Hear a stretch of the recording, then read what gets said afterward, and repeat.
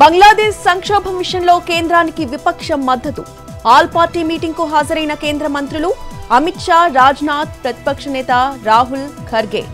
బంగ్లాదేశ్ సంక్షోభాన్ని వివరించిన విదేశాంగ మంత్రి జైశంకర్. బంగ్లాదేశ్లో ఉన్న భారతీయులను వెనక్కి తీసుకొచ్చే అంశంపై చర్చ.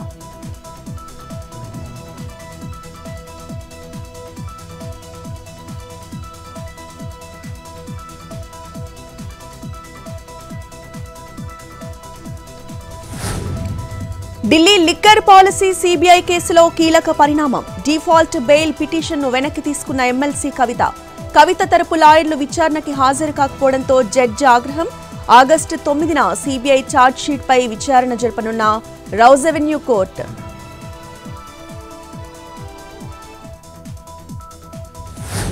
సిద్దిపేట జిల్లా హుస్నాబాద్ లో స్వచ్ఛదనం పచ్చదనం కార్యక్రమం. హాజరైన మంత్రి పొన్నం ప్రభాకర్ ప్రతి ఒక్క పౌరుడు హాజరు కావాలని పిలుపు.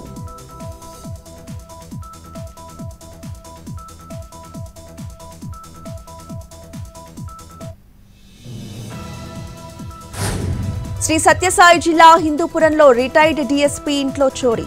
నగదు, బంగారం అపహరణ కేసు నమోదు చేసి దర్యాప్తు చేస్తున్న పోలీసులు.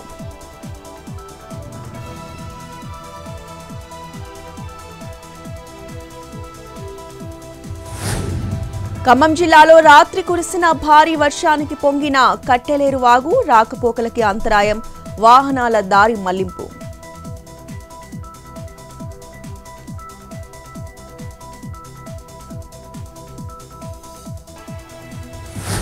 ఖమ్మం జిల్లా పెనుబల్లిలోని విఎం బంజర్ బస్టాండ్లో ప్రయాణికుల అవస్థలు. బస్టాండ్ చుట్టూ అపరిశుభ్ర వాతావరణం ఉండడంతో ఇబ్బందులు.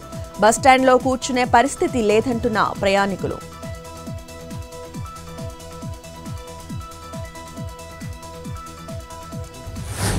సిద్దిపేట జిల్లా కొండపాక మండలం దుద్దెడ వద్ద రోడ్డు ప్రమాదం. అదుపు తప్పి బోల్తా పడిన లారీ.